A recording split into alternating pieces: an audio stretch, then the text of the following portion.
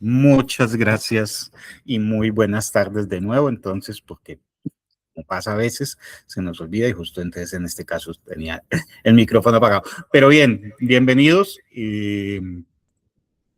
todos y todas las personas que se vinculan a este ejercicio. Muchas gracias por el apoyo, por la iniciativa, por el interés en querer ser parte de este proceso que, pues básicamente lo que pretende, y como lo hemos explicado en las otras sesiones, de las cuales pues también les hemos compartido las grabaciones, pues fundamentalmente lo que buscamos es un ejercicio en donde en la práctica estamos planteando, permítame porque tengo aquí un ruidito,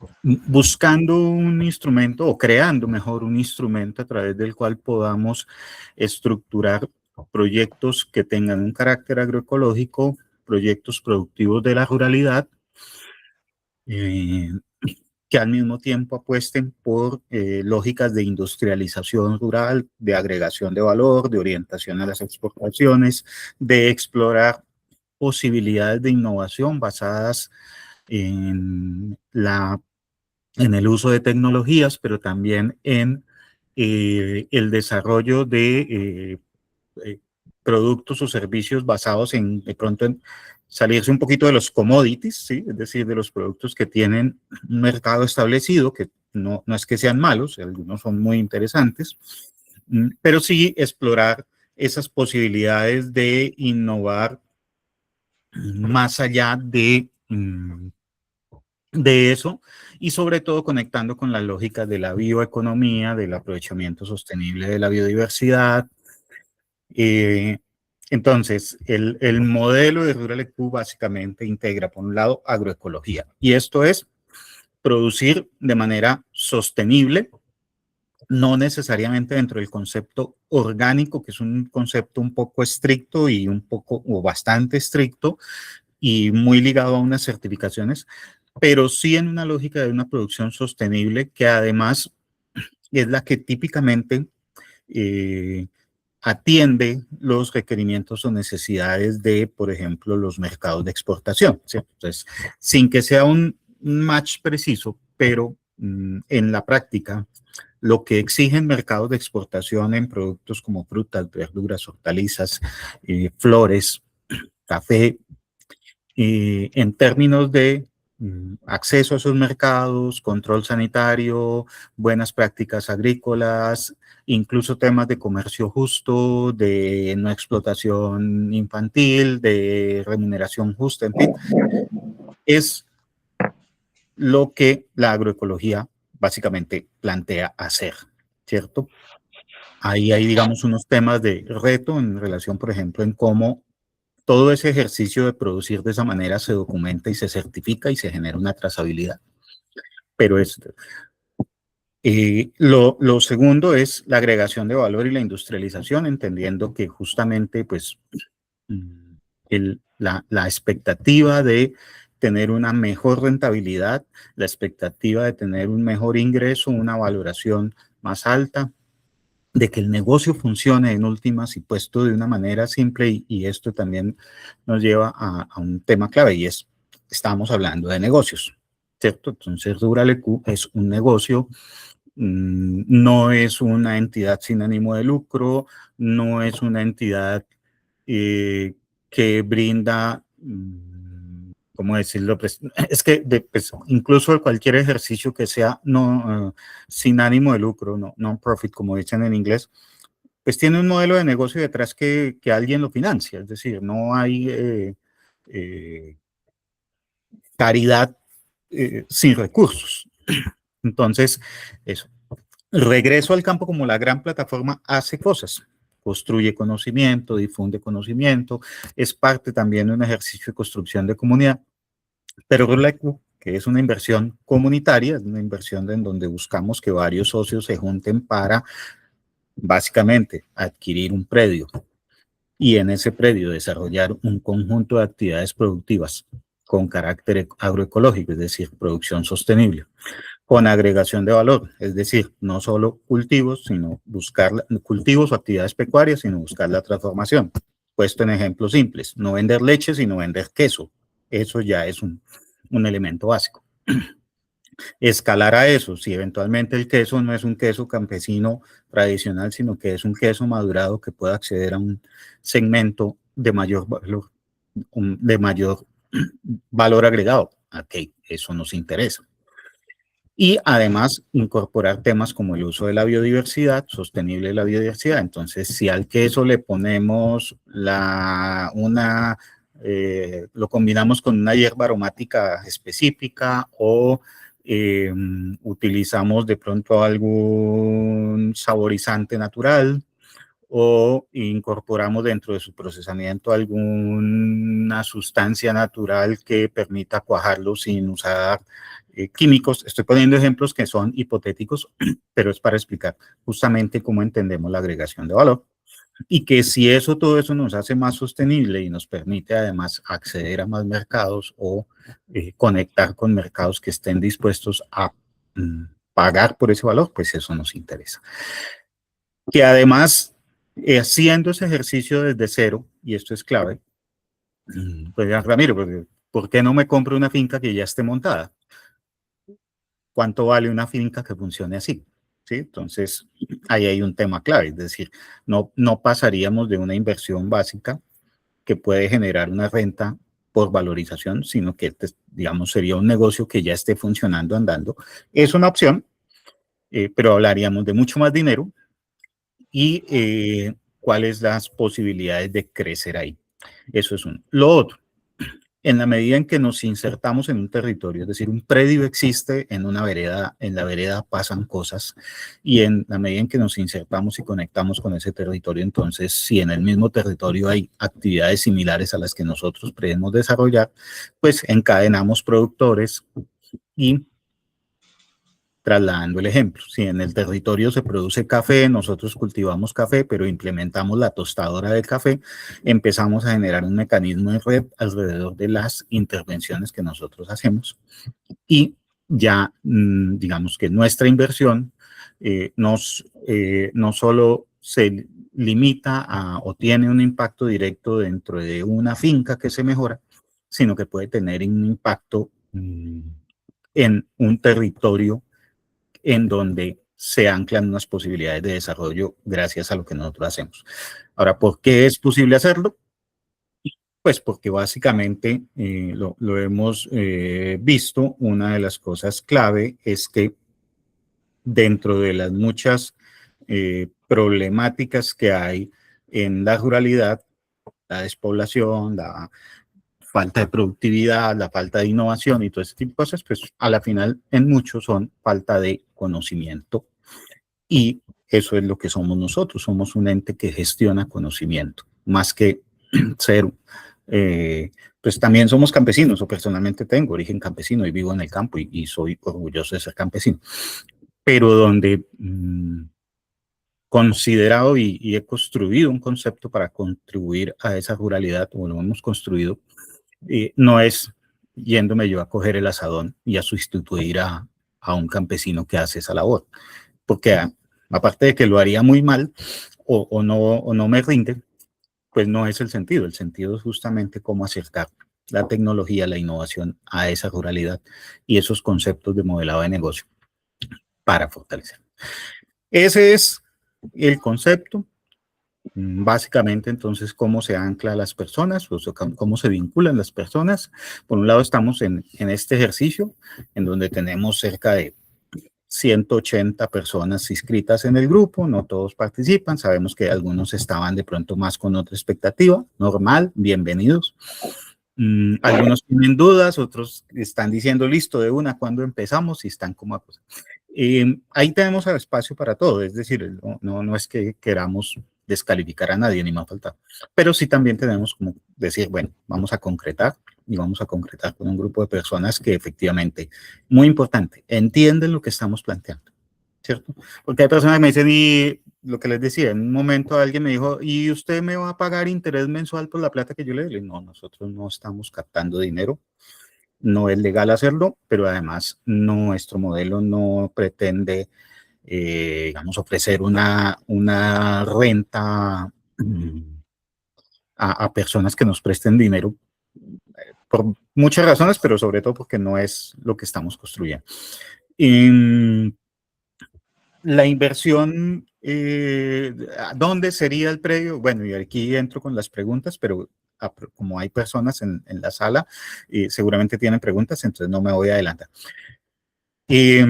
Nos juntamos las personas, estructuramos con base en las personas que digan, sí, me gusta, conozco, entiendo y quiero entrar. Tengo el capital para entrar, porque también ese es un tema clave. Nosotros hemos planteado una cifra típica, entonces eso es clave, porque no estamos hablando de ponga 500 millones, no le estamos diciendo eso, no estamos hablando de que ponga 50 millones. Si alguien tuviera 500 millones, probablemente podría ser su proyecto solo. Si alguien tuviera 50 millones de pesos, sería un poco distinto. Estamos hablando de fundamentalmente un rango entre 5 y 10 millones de pesos como inversión para entrar en la construcción de este piloto. ¿Podría ser más? Sí, podría ser más, pero no estamos, no planteamos así, entre otras porque también tenemos una noción y es que por un lado lo que queremos vincular es, por un lado, personas que eventualmente les interesa el tema de invertir en lo rural, sueñan con tener una finca, sean como ser parte de eso, pero no les alcanza, ¿cierto? Entonces, el que tiene 500 millones, pues podría hacerlo solo y nosotros lo asesoramos. Es un modelo distinto. Y la otra es que hay personas que simple y sencillamente dicen, oiga, esto me suena, me parece chévere, pero no le voy a poner un gran capital a arriesgarme porque como todo negocio tiene riesgos y está bien también.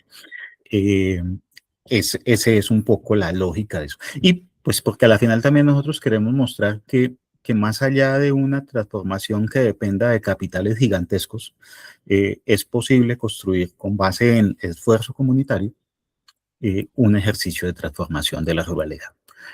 Que eso tiene sus ventajas, y lo he mencionado también, es decir, de alguna manera cuando una persona se vincula a este ejercicio, no solo se está vinculando como un inversionista que espera renta, que si lo hace es aceptable, sino que a la final es una posibilidad de decir, mire, yo tengo un contacto, yo soy usuario consumidor de los productos o bienes que la finca puede generar. O tengo la posibilidad de transformarlos y colocarlos en un mercado y hacer un negocio en paralelo con eso. Entonces, todas esas posibilidades están. Y eso es finalmente lo que también planteamos, ¿cierto? Y bueno, aquí paro porque, digamos, no por suerte, sino por bendición, llamarlo de una manera, están llegando muchas personas y ya están haciendo muchas preguntas. Entonces, si alguien quiere hacer su pregunta en directo, levanta la manito y mientras voy leyendo las preguntas que están aquí en el chat y veo también, no, preguntas en el WhatsApp, no tengo todavía. Dice Toalfa Gmail. Si quieren, alguien tiene preguntas y puede abrir su micrófono y plantearla.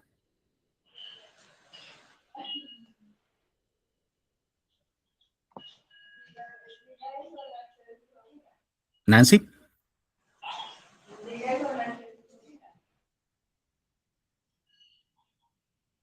Bueno, mientras va, este correo Toalfa 712, ¿quién es el Tobías Parodi? Ya lo identifiqué. Gracias, Tobías, por la pregunta. Dice, el territorio base donde se tiene proyectada la ejecución del proyecto tiene potencial cafetero, ¿cierto? Sería interesante conocer las apuestas o potenciales productivos rurales. No sé si lo mencionaste al comienzo. Tobías, nosotros a hoy estamos haciendo inteligencia de predios, por llamarlo de alguna manera. Eso tiene unos componentes. Es decir, uno es clave y es que pues yo hoy no voy a salir a ofrecerle negocios a nadie porque ni siquiera tengo claro cuántos socios tengo, ¿cierto? Entonces, pero ya tengo identificadas algunas algunos territorios, algunos predios que podrían ser candidatos. Perdón.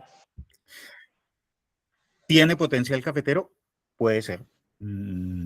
Pero que esté definido en absoluto, no. Los potenciales productivos rurales, sí, es un factor. Nosotros aquí entre infidencias, lo que estamos haciendo también en paralelo es construyendo un modelo matemático que además integra inteligencia artificial y además integra otra serie de herramientas, mucho tema cualitativo, para determinar el potencial que tiene un predio para invertir. Entonces, dentro de esas lógicas entran a jugar muchos factores. Algo que he venido hablando con algunas personas y que pues es un tema de coyuntura, es que, por ejemplo, ahorita está muy bajito el dólar y hay que ver cómo se empieza a comportar. Entonces, ¿qué sucede? Que la exportación siempre será buen negocio, pero cuando ya el dólar se baja un 25% de precio, nos empieza a mirar que los ingresos también, cualquier plan de negocio empieza a reducirse en un 25% la expectativa de ganancia. No es malo, la exportación es un excelente negocio. Para que tengan una dimensión, típicamente mientras un producto se negocia en una central de abastos, una fruta de exportación, gulupa, tomate de árbol, mientras se negocia en una central de abastos en $1, en el mercado de exportación lo pagan a $4. O sea, el diferencial de precios de un 300% con dólar a otro peso. Ahorita puede estar mucho menos, pero aún sigue siendo muy atractivo. Es más exigente, claro, exige más calidad, pero eso. Y el tema es que con el cambio climático, pues la demanda se va a disparar tremendamente, porque muchas regiones que son productoras de diversas frutas, que son competidoras de Colombia, como México, como incluso, no directamente, pero por ejemplo las zonas de los países europeos consumen mucho su propia fruta, incluso estaban en un ejercicio de producir mucha fruta tropical en Canarias, en varios lugares, pero con temperaturas de 45 grados, incendios forestales y todo lo que están viviendo en Europa, ellos están proyectando unos temas de demanda de alimentos. Entonces puede haber un balance ahí interesante.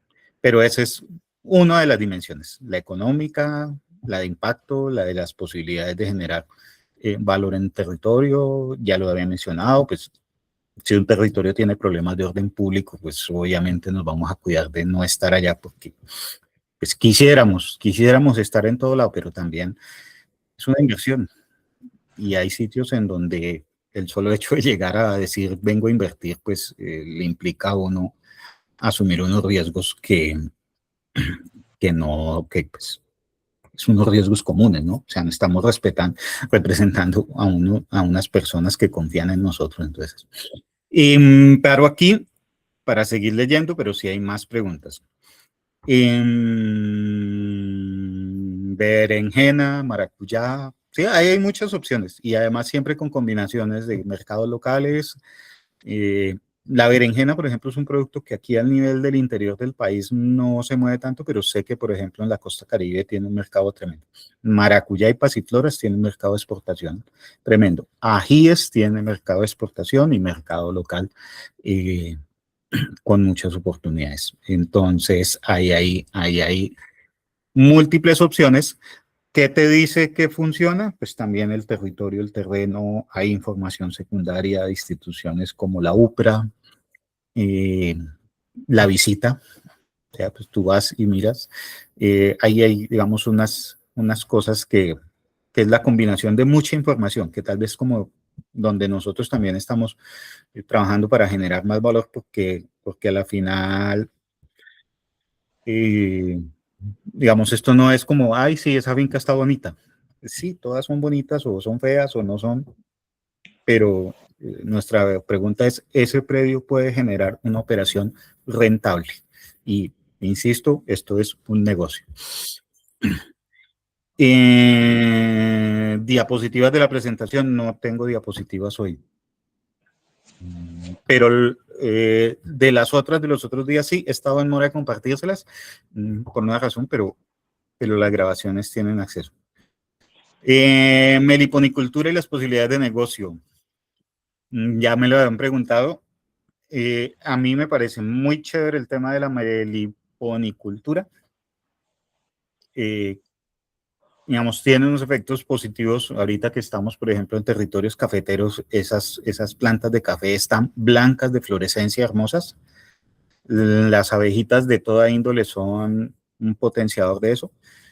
Pero les soy sincero, por ejemplo, digamos, el tema de la miel de abejas angelitas o la miel de abejas nativas sigue siendo un producto de nicho con unas posibilidades de escalamiento muy limitadas y con un tema de que es costosísimo producirlo y entonces encontrar personas, si de por sí incluso hoy estaba hablando con una persona que trabaja un tema de apicultura y con apicultura tradicional o con abeja frecuenciada, que es productiva, hay dificultad. O sea, el producto de la abeja angelita es una miel para unos segmentos de nicho, es un producto costoso. Para efectos de pronto de integrarla en una operación donde haya turismo, donde haya un tema pedagógico, puede ser muy interesante, pero no puedo descalificarlo, pero realmente, por ejemplo, el tema de ese tipo de abejas, lograr rentabilidad hoy es muy complicado.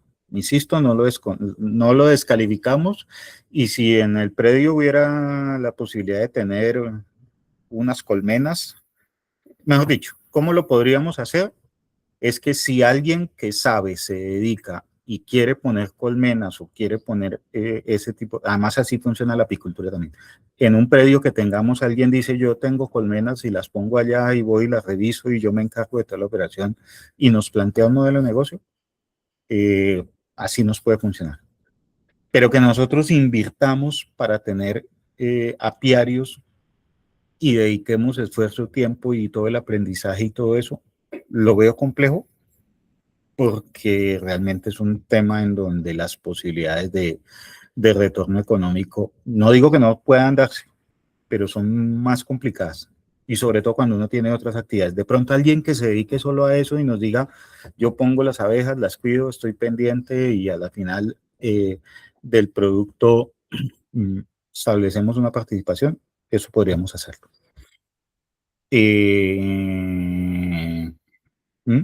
Y aquí, bueno, creo que ya contesté. Perfecto. No sé, John. Hola Ramiro, buenas tardes, ¿cómo va? Bien, John, ¿cómo estás? Buenas tardes al resto de personas que nos están acompañando. En vivo y en directo yo quiero hacer una pregunta. Me excuso si de pronto ya la hicieron, Tranquilo. pero resulta que me llegó un artículo sobre el tema de la afirmación de que las semillas que uno guarde es un tema muy controvertido porque hay una resolución del ICA del 2015 que dice que esta norma criminaliza las semillas ancestrales y asume la prepotencia autoritaria sobre la historia de una humanidad. ¿Qué es lo que pasa? Que el ICA prohíbe que un campesino, digamos, no necesariamente comercialice, sino que digamos que estamos en un terreno, se está sembrando, qué sé yo, maíz, como por decir algo, y resulta que de esa producción, pues obviamente siempre se hace un biotero o un semillero, se guardan esas semillas, pero resulta que usted no puede dárselas, digamos, al vecino, campesino, vecino y eso. ¿Qué tan cierto es eso y de alguna manera nos afecta en este proyecto? Ramiro, ¿me puedes orientar o definitivamente? Como en las entrevistas de radio, excelente pregunta. Muchas gracias, John. No, es un tema clave, pero para tener claridades. Los desarrolladores de semillas de lo que es básicamente una agricultura tradicional y en commodities, maíz, trigo, algunos frijoles, soya, digamos como los cultivos que son más masivos en el mundo, ahí hay interés de multinacionales que han desarrollado semillas y la ley les favorece el hecho de prohibirla, o sea, solo ellos pueden vender su propia semilla, no es una semilla que se pueda guardar, no es una semilla que se pueda revender. Entonces, si yo le compro a Bayer, Syngenta, alguna de estas multinacionales, no tengo tan preciso cuál de todas tiene semillas, por ejemplo, de Calp sí tiene semillas. Yo le compro semillas a ellos de maíz, saco mi cosecha y pretendo guardar un poquito de maíz para resembrar, eso es ilegal. Eso es ilegal y por lo tanto movilizar, comercializar eso es ilegal. De esa semilla que esté demostrado que es la de ellos. Ahora, ¿qué es legal? Usar maíz criollo. ¿Qué es legal? Usar variedades de maíz creadas por Agrosavia, que es una institución pública colombiana y que ha hecho un trabajo muy bueno en generación de semillas en muchos ámbitos. En general, operar con semillas criollas de diversas variedades no tiene problema. Y además incluso hay unos temas en donde para efectos de determinados negocios es bueno hacer. Pero hay otro elemento clave en esto que a veces, digamos, yo soy activista, pero en mi activismo también entiendo lógicas de negocio. ¿Qué sucede? Para muchas actividades, lo ideal es tener alguien que le provea a uno plántulas, más que semillas, plántulas, es decir, en vez de, donde se pueda, en vez de una semilla de maracuyá, maticas de 10 centímetros de alto de maracuyá. ¿Por qué?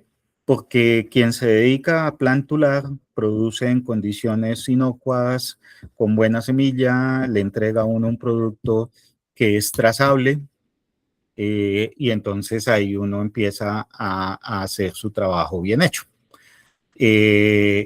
La noción de tener un banco de semillas propio, en la medida en que sea una comunidad grande que vaya creciendo, puede ser un tema que abordemos, pero depende mucho de los cultivos. Entonces, si yo te soy sincero, o sea, por ejemplo, en café se hacen semilleros. ¿Y qué hace uno? La federación les regala la semilla, o a veces les regala las plántulas, o a veces le regala la semilla, porque, por ejemplo, la federación ahorita tiene un reto y es ampliar cultivos y renovar cultivos viejos. Entonces, como eso no es gratis, la Federación de Cafeteros tiene el fondo del café, invierte en renovación de cafetales, y si uno va a la federación y le dice, mira, tengo unas hectáreas para sembrar café, es muy probable que le regalen las plántulas o se las den a unos precios muy baratos. Entonces, ahí hay unas opciones, pero obviamente es un tema que hay que trabajar. Sí, sí, Ramiro, y ahí te hago una acotación porque el artículo que me llegó también hablaba de que Bayer, acá en Colombia, compró Monsanto, si no estoy mal, y resulta que ahora Bayer vende las tres cosas. Te vende la semilla, te vende el fungicida o el material químico y por último te vende, o sea, digamos que eso es una solución, y te vende, acá no me acuerdo, es un tercer En componente, te general, vende los las tres insumos, cosas. toda la cadena. Eso, toda la cadena. Lo que me preocupa a mí es porque resulta que si eventualmente alguno de los proyectos que se quiera invertir o algo llega a tener ese componente, hay unos arroceros en Huila que ellos tuvieron que desafortunadamente desechar su cosecha porque lo que ellos hicieron fue resembrar sin la autorización de Bayer, porque ahora Bayer es la que aquí en Latinoamérica manda la parada sobre ese tema de esas semillas. Ellos hicieron eso y resulta que ellos se dieron cuenta, le mandaron el abogado y de una vez les tocó deshacerse. Entonces, es una cosa que de pronto yo veo como que es importante que también se entre a analizar en este tipo de proyecto. Igual, Ramiro, yo estoy muy interesado, no he asistido tan juiciosamente, pero sé de lo que estás hablando, sé la trayectoria de Ramiro. Y yo consulté esto con mi familia y me dieron también el apoyo y me dijeron, no, sí, Sí, sí. invitamos, hagámoslo Si la y patrona dejemos. ya dio permiso, perdón perdón el comentario desenfocado de género, pero yo sé que así funcionan las cosas en muchos lugares. Sí, porque, sí, Ramiro, porque pues estas decisiones son No a es un largo tema de plazo. familia. Sí, más son faltaba. decisiones que afectan a la familia de cierta manera. Entonces, pues yo estoy muy entusiasmado. Vuelvo y te digo, Ramiro, nosotros sí pensamos hacer la inversión. Vamos a ir al tope que su merced nos dijo. Lo vamos a hacer y vamos usted sabe, Ramiro, que lo que de parte de Agrosupli y de nosotros, el conocimiento que tenemos, perfectamente nosotros podemos ayudar, podemos apalancar muchas cosas, podemos hablar con los ingenieros que nos conocen, hay ingenieros que toda una vida John, han creído en nosotros. aproveche el espacio de la grabación y que está aquí. ¿Qué hace Sí. AgroSupply o AgroSupply? AgroSupply es una empresa que vende insumos agroquímicos, pero nosotros no vendemos insumos agroquímicos que son masivos, me explico. Nosotros no vendemos urias, no vendemos potasas, no vendemos nada de eso. Nosotros nos especializamos en hacer crecer las plantas y lo más fuerte que tenemos, y tenemos muy buen conocimiento, es en el tema de enraizamiento. Nuestro alcance llegó a, a lograr hacer una solución con técnica de nanopartículas y logramos que se pegaran, una forma de decirlo, a las raíces de una plántula y logramos hacerla enraizar con esa técnica de nanopartículas. Eh, Desafortunadamente, pues hay cosas que no se logran como uno quisiera, pero tuvimos el proceso, lo hicimos, nos fue muy bien. Y es un proyecto que lo tenemos, digamos que ahí en maduración. ¿Qué más hacemos en AgroSupli? En AgroSupli nos gusta mucho el tema de la ciencia, de la medición, la captación de datos. Em, Estamos trabajando con una empresa extranjera que es de la parte de Aranet. Tienen unos equipos muy buenos para captar humedad y temperatura dentro de invernaderos, cualquier tipo de invernadero. Em, ¿Qué más le cuento? Estamos con ese tema. Ahí también manejamos equipos que son para medir pH, conductividad en suelo, conductividad en aguas. Lo que te cuento de lo de Aranet, que la idea es, y junto con Sergio, a ver si logramos hacer algo con Sergio. Yo ya le hablé de Aranet y yo le dije los sensores que hay ahí. Hay unos sensores que son muy, muy importantes para temas de cultivo bajo cubierta. Discúlpame, te interrumpo, resumiendo. Eso es. AgroSupply es un proveedor del sector agrícola, no Sí, señor. en temas masivos, sino en productos más especializados. Supongo que Sí, trabajas señor. como con floricultores, como en Sí, donde el enraizamiento es clave. Los plantuladores, por ejemplo, en algunos temas son clave y otros temas como analítica de datos para el agro y ese tipo de cosas. Sí, correcto. estamos. Sí, Ramiro, ese es el mejor resumen ejecutivo que se puede decir. Eso. Llevamos una trayectoria de 21 años.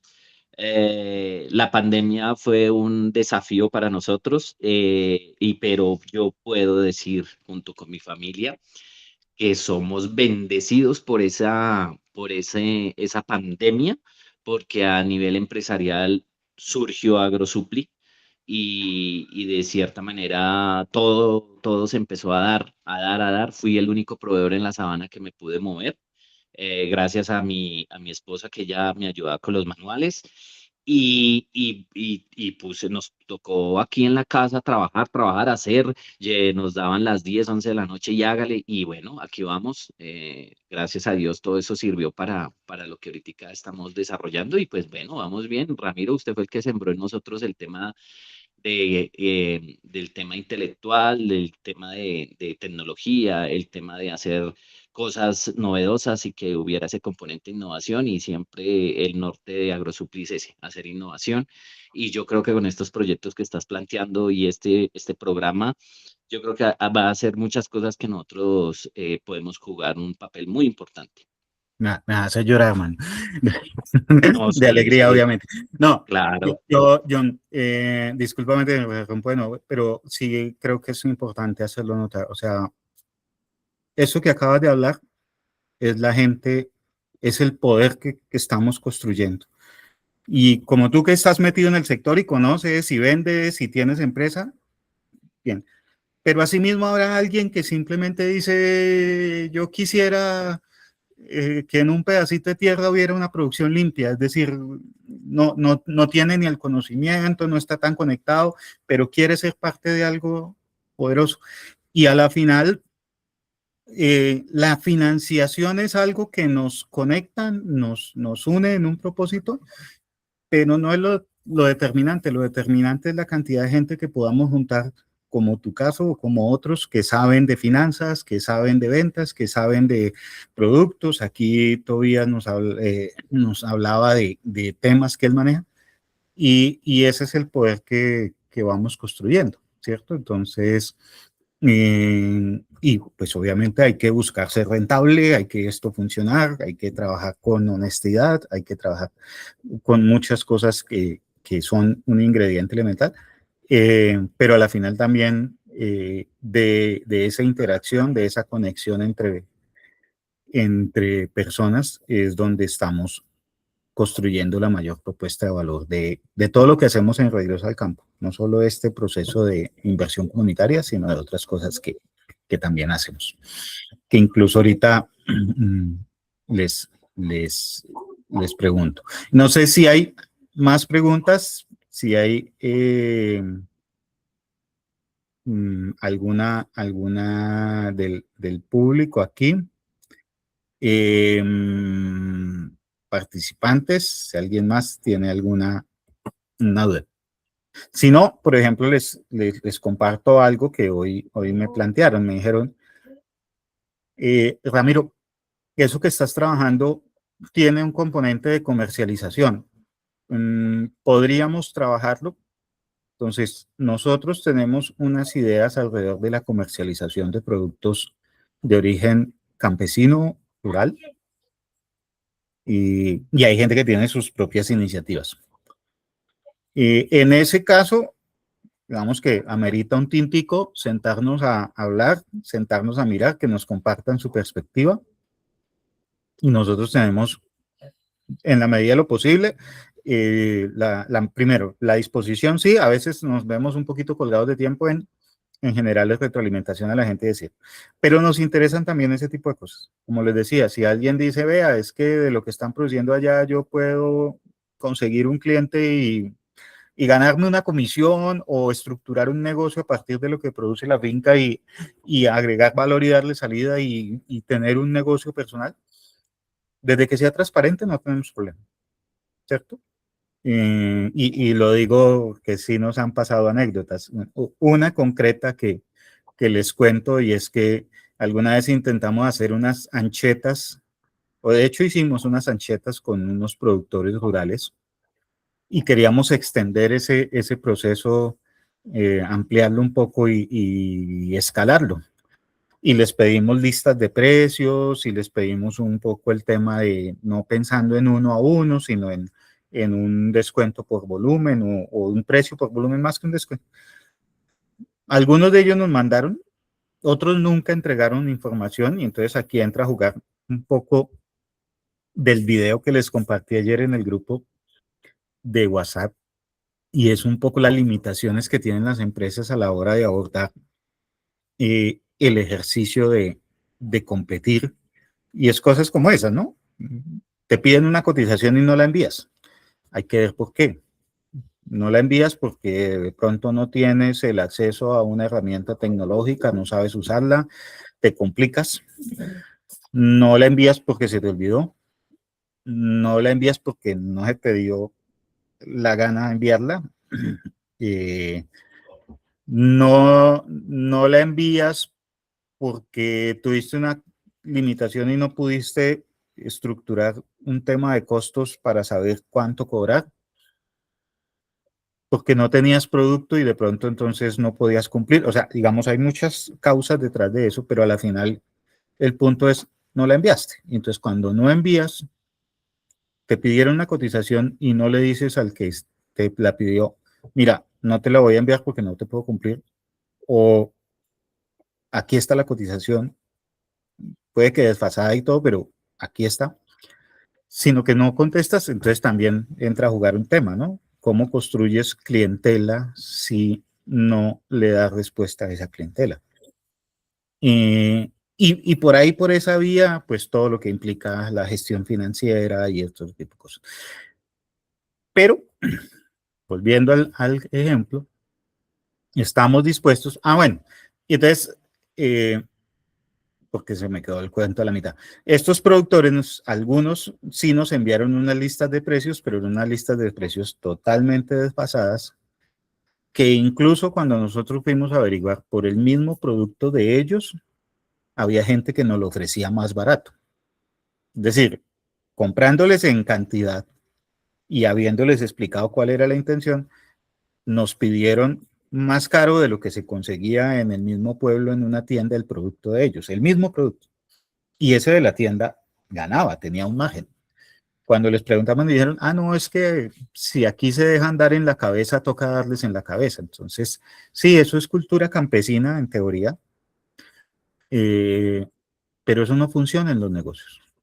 ¿Sí? En los negocios tú asumes compromisos en donde, pues fundamentalmente, si le estás ofreciendo un precio a alguien, lo sostienes. Si pretendes que alguien te ayude a comercializar, no puedes pretender que lo haga gratis. Si alguien te compra en cantidad y a ti te sirve, pues porque si no te sirve que te compren en cantidad, listo, pero si alguien te compra en cantidad y te ahorra un montón de logística y de esfuerzo y de cosas, de esfuerzo comercial, pues eso tiene un diferencial, ¿cierto? Entonces no puedo, digamos, alguien que vende, tiene café tostado en libras y lo vende a 40.000 pesos libra. Está bien, una libra. Y si alguien le dice le compro 100 libras, entonces vale los mismos 40.000, sí, es su derecho cobrar, pero es muy complicado que se lo compre. ¿Sí? Porque pues, ¿qué va a hacer ese distribuidor? ¿Comprar a 40.000 para vender también a 40.000? No va a pasar. ¿Sí? Y para el, pues, digamos, para el que lo vende, pues, si a él le queda muy fácil salir de esas 100 libras y ya las tiene vendidas, pues es entendible. Pero si al cabo de 6 meses todavía tiene las 100 libras de café ahí guardadas porque no ha logrado venderlas, entonces es necio no pensar en otras lógicas. Entonces, ahí hay mucho por trabajar, pero con información transparente, con buena iniciativa y además valiéndonos del conocimiento, del saber y de la disposición que tenemos, estamos abiertos a apoyar iniciativas que tengan, incluso en algunos casos con temas de bienes y servicios que nosotros podemos proveer. ¿Qué sabemos hacer? Sabemos hacer marketing digital, sabemos hacer temas de uso de tecnología, tenemos conexiones de mercado, o sea, digamos, hay muchas cosas que podemos apoyar como modelo de negocio, entonces también nos interesa. Y listo, eso por ahí. Otra pregunta que nos plantearon y es, un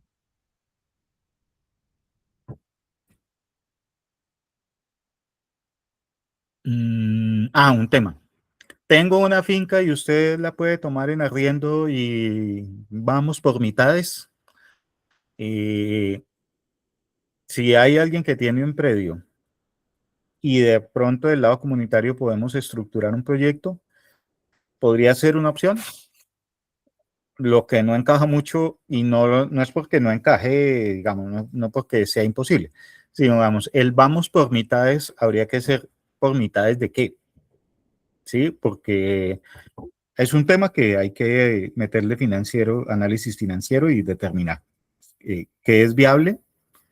Los arriendos en la ruralidad no son onerosos, mm, y eso tiene una explicación, y es que la tierra por sí sola hay que meterle mucho esfuerzo, trabajo, recuperarla, cuando hay que recuperarla, o sea, digamos, no es un tema ni de un día para otro.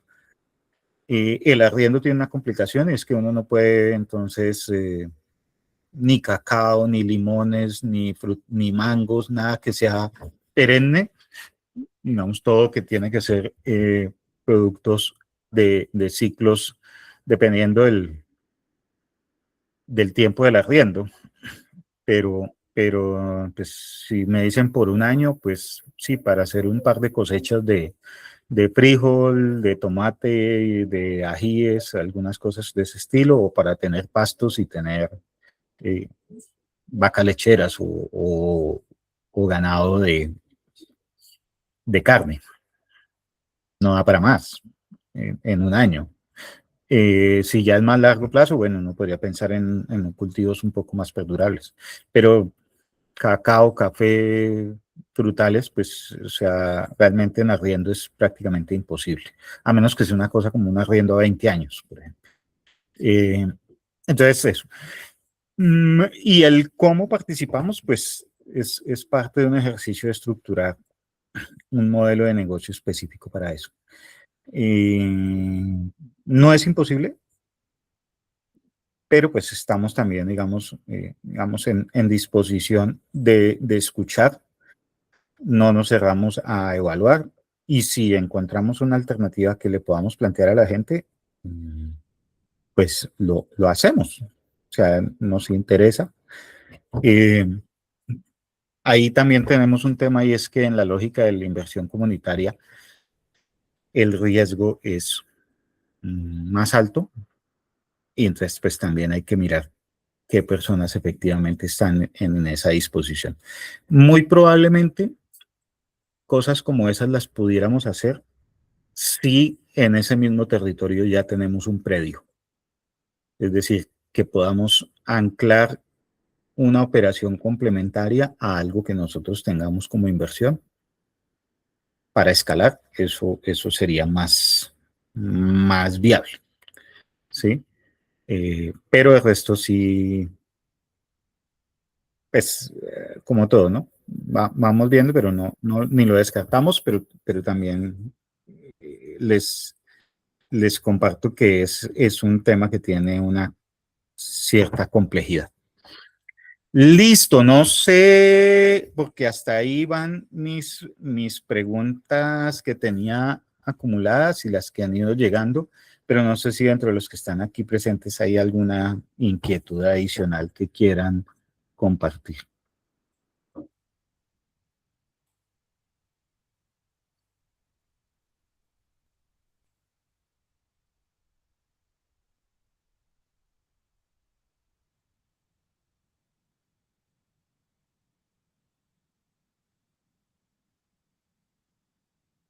Hay una que alguien nos planteó un tema de que si éramos una startup y si eso tenía alguna implicación. Podría decirse que sí. Digamos que nosotros buscamos hacer un puente para entender qué es una startup. Una startup es un emprendimiento típicamente vinculado a tecnología y donde básicamente lo que sucede es que si se identifica que esa empresa es capaz de resolver un problema que es de escala global, es decir, problemas como el transporte de personas, la entrega de paquetes, las telecomunicaciones, las transferencias de dinero, algunos temas como educación, o sea, son problemas que están en todo el mundo o afectan a muchísimas, a miles de millones de personas o a cientos de millones de personas. Entonces, hay unos inversionistas que le ponen dinero a esas ideas en etapas iniciales y le ponen, se llama un concepto, quemar dinero. Es decir, ponerle dinero a cosas que medio se ve que funcionen, a ver si son capaces de escalar a tamaño gigante y luego de eso, pues la expectativa de sus inversionistas es ganar 20, 30, 100 veces lo que invirtieron gracias a ese tipo de negocios. O sea, es una cosa bien distinta a lo que estamos planteando en ese sentido, porque típicamente una startup, al recibir inversión de ese tipo, una de dos, o despega siendo gigante, muy gigante, o la quiebran a la vuelta de un año o en un corto tiempo la quiebran porque al inversionista no le interesa un negocio pequeñito. Entonces, nosotros como Rural Eco estamos viendo si eso nos interesa, tal vez no nos interese tanto. Nosotros llevamos rato trabajando en esto y parte de lo que no queremos es que de aquí a mañana un banquero o un Bill Gates, porque además Bill Gates es el agricultor más grande del mundo, lleva años comprando tierras, ya tiene según eso más de 1 millón de hectáreas compradas. Eh, o una persona de ese perfil o similar nos diga qué es lo que tenemos que hacer y nos diga, nos ponga reglas sobre cuáles son los negocios buenos o cuáles son los negocios malos, o nos diga que eso de allá de trabajar con los campesinos no sirve, que lo que hay que hacer es comprarle a Monsanto las semillas, como decía yo. No, eso no nos interesa. Entonces, somos más un ejercicio de emprendimiento, si se quiere, un poco tradicional. Ahora, pero sí hay preguntas. ¿Que queremos escalar? Sí. Y no por capricho, sino porque finalmente los problemas que estamos atacando ya los hemos andado en campo, investigado en campo y en otras fuentes. Hemos investigado, hemos visitado Portugal, España, Italia, hemos observado lo que sucede allá directamente en el territorio, y Colombia también. Hemos visto que con diferentes matices lo que estamos haciendo puede funcionar. Y eso nos da, dice, bueno, podríamos escalar esto a otros lugares. Pero digamos que nuestro sueño sea, puedes tener una empresa de $1.000 millones. Ahora, Jesús, nosotros, claramente a las personas que participan en este piloto no les hacemos ninguna promesa de que van a ser dueños de $1.000 millones, ni que van a multiplicar por 500 su inversión, ni nada de eso, porque sería irreal. Sí sabemos que, uno, buscamos rentabilidad, sabemos cómo generarla. Tenemos un mecanismo de inversión en predios, lo cual da un nivel de seguridad en la inversión, de manera tal que muy buena parte de lo que es la gente invierte con nosotros está en activos fijos y activos reales. Y podemos ser bastante rentables. Y ese es un poco. Entonces, lo que les estamos planteando no es crear ni invertir en startup. Digamos que nuestro modelo de negocio tiene muchos componentes que tienen mucho de tradicional, es decir, pues cultivar de manera ecológica. Hay mucha tecnología y mucho componente ahí, pero no es una cosa que uno diga es imposible de copiar o no la estamos inventando nosotros. No la estamos inventando nosotros. Agregar valor, ahí hay cosas que sí podemos, si bien no inventar, sí incorporar por lo que sabemos hacer. Y el tema de lo comunitario como un ejercicio que puede ser poderoso y que yendo más allá de este piloto sí puede ser un diferencial gigantesco. O sea, piensen ustedes que si pudiéramos hacer este piloto, que hacer que salga bien y de aquí a la vuelta tener ya no 180 personas en un grupo de WhatsApp, sino 10.000 personas en Bogotá vinculadas a un ejercicio de inversión como este, moviendo y consumiendo bienes y generando proyectos, eso ya es una escala muy gigante. Y de ahí para arriba, pues las posibilidades son. Otra cosa que sí hacemos es un tema que es un concepto de agilismo. Ya me dirán, pero si esto se ha demorado y llevamos como un mes escuchando charlas. Sí, pero el agilismo está más en cosas como las que le mencionaba hace un rato. Y es que estamos trabajando en modelo matemático, inteligencia artificial y una serie de cosas porque, por ejemplo, visitar fincas es un plan chéverísimo, pero es una vaina que consume dinero como un berraco. Entonces, encontrar maneras de hacer ese proceso de valoraciones mucho más ágiles y a costo económico es parte de nuestros retos. Todo el tema de marketing digital y ese tipo de cosas, pues también son parte de nuestros retos, ¿cierto? Entonces ahí es donde trabajamos en ese transformación digital y agilismo y otros temas. Listo, no sé, hace un poco entraron algunas personas nuevas, no sé si tienen preguntas, inquietudes. Si nos comparten de dónde se conectan. Jairo, Nancy. Jairo. Hola, Ramiro, ¿cómo estás? Buena.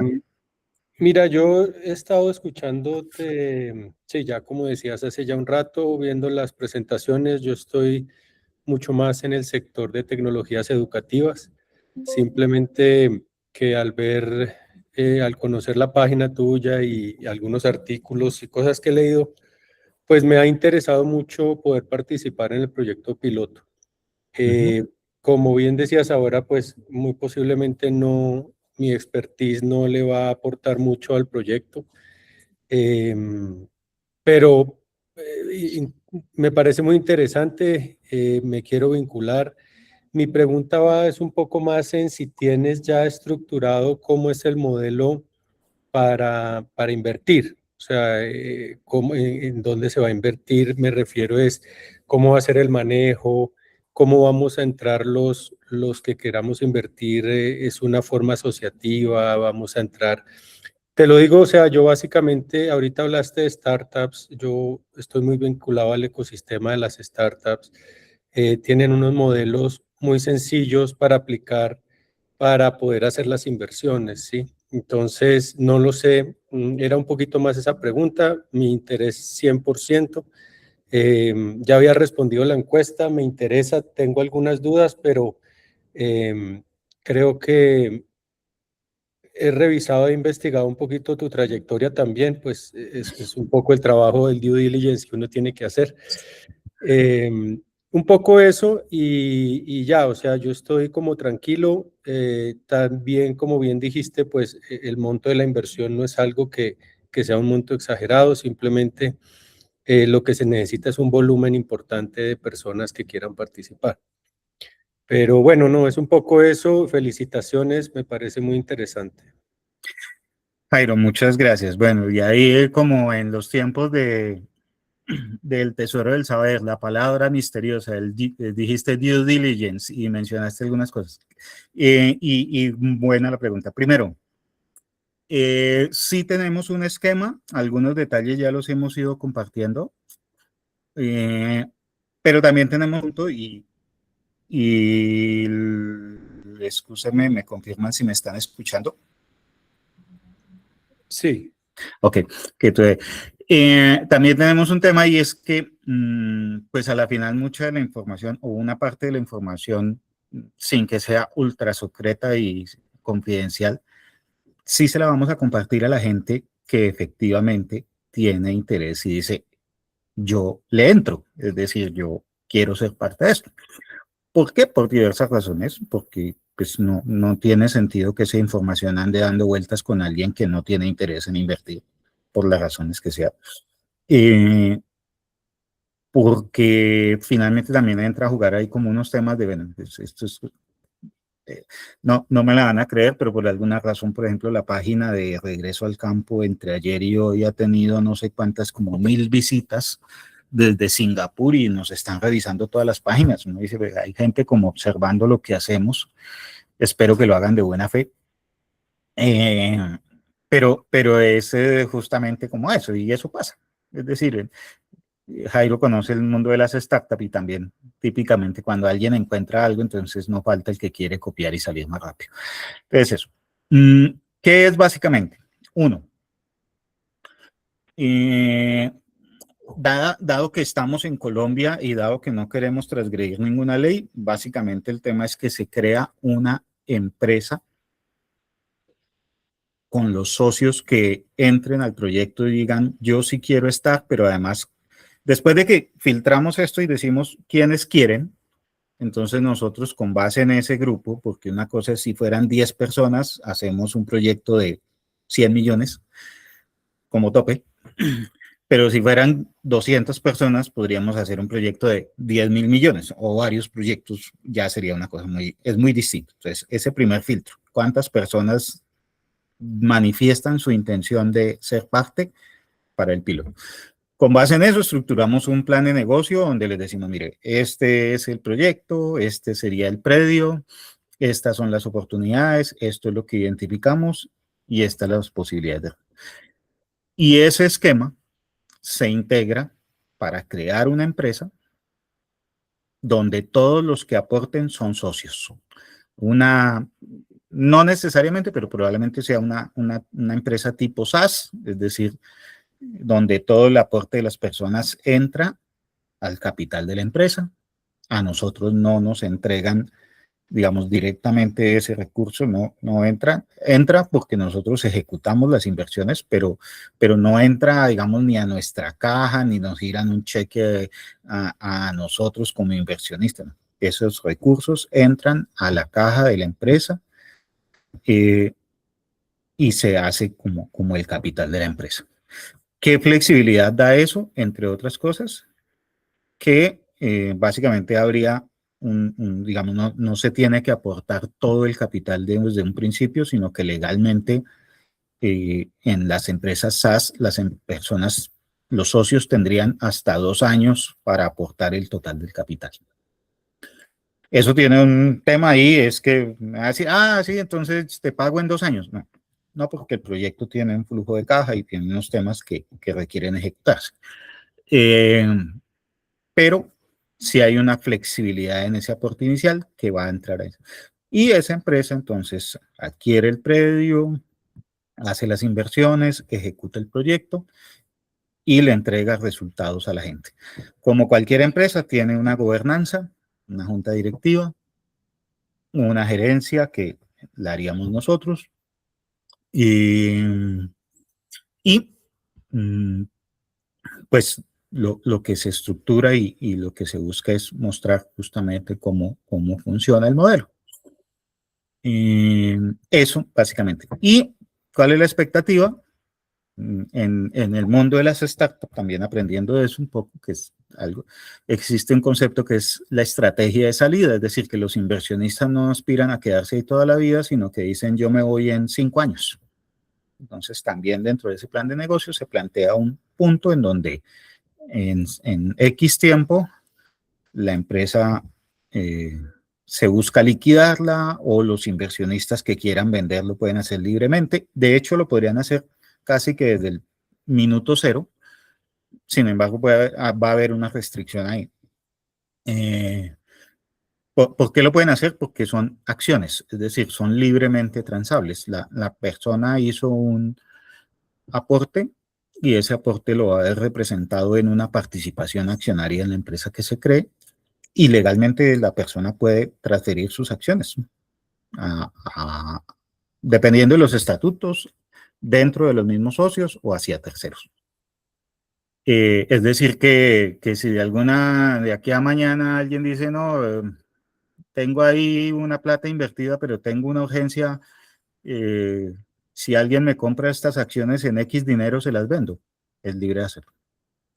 O no es el caso, pero no sé, se las quiero, fallece una persona, insisto, no esperamos ese, fallece esa persona y los herederos dicen, bueno, y sí, claro, hagan su juicio de sucesión y aquí están sus acciones, ya digamos en el proceso de sucesión, verán a quién le quedan adjudicadas. O alguien dice, yo le quiero ceder las acciones que tengo en esa empresa a mi hijo o hija, sí, lo puede hacer. O sea, es transable. Este es como lo hacemos hoy en una lógica de no saltarnos la ley. Lo que nosotros queremos migrar es a un esquema que se llama tokenización, es decir, que esto pueda transarse todavía más libremente a través de tokens que se negocian a través de mercados digitales. Eso es tecnología blockchain, eso es un poco más sofisticado, pero lo que queremos mostrar es que funciona, ir migrando hacia eso para mover, por ejemplo, posibles inversionistas extranjeros y hacer, digamos, que todavía mucho más flexible el esquema de inversión. No sé si contesté plenamente tu pregunta. Sí, Ramiro, muchas gracias. Ahí me surten, entiendo el envío de la información, ¿vas a enviar alguna confidencialidad o algo para recibir la información, sí? Sí. Okay. Pues, Lo que te digo, ¿sí? Pues es un esquema básico, incluso un acuerdo, es un contrato, pero no es un, digamos, no es un contrato oneroso es decir, no es un contrato que implique plata en un momento inicial, sino la voluntad de cooperar, pero que también la gente la tenga clara, entre otras porque, por ejemplo, en la norma colombiana algo que nos exige es que como que yo junte 20 desconocidos y arme una empresa, entonces también puede tener lío legal. No, pues puede que sí, pero a la final con cada uno nos vamos a sentar, les voy a decir, bueno, esto es lo que estamos haciendo, usted lo entiende, esto que dijiste es muy valioso, Jairo, usted se tomó el trabajo de saber quién era yo y pues o sea, uno dice, es que uno conoce a alguien, pues sí, o sea, ¿de dónde lo conoce? De internet, de LinkedIn, de redes sociales, pero yo puedo saber que esa persona qué hace, qué hace, cuál es su trayectoria. Eso ya es muy distinto a decir, no, yo salí a la calle y conseguí 20 desconocidos y les dije que pusieran plata. Eso último lo sanciona, está restringido en Colombia. Pero ya sentándonos y sabiendo quiénes somos, identificándonos, a ver, y entendiendo cómo operamos, pues efectivamente habría un acuerdo inicial de entender y trabajar y las fases subsiguientes bien descritas de cómo es el proceso y a la final, porque hay un punto importante y es que en ese primer acuerdo todavía la gente se puede, como diríamos coloquialmente, bajar del bus y decir, no, listo, no le hago.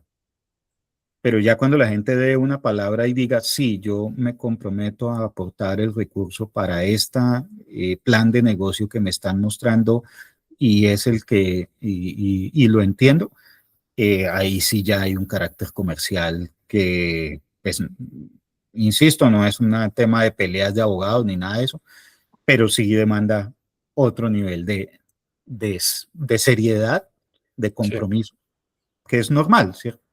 No queremos gente que diga, es que yo estaba curioseando, pero ahora que hay que aportar la plata, entonces ya como que no me gustó.